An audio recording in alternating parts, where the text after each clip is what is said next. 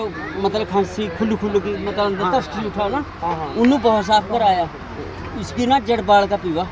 अच्छा। इसका पानी मतलब हाँ थोड़ा सा गिलास में ना बहुत बढ़िया है इसकी ना मतलब। अच्छा, क्या करना होता है मतलब अपामार्ग की जड़ को लेना है? इसी की जड़ जड़ है ये जड़ इसमें बाल लो इसके मतलब पानी बाल लो क्यों। अच्छा, पानी में उबाल ले। पीना पानी पीगा ना जी हाँ बच्चा होगा कोई छोटा मोटा ठीक हो जाते बढ़िया।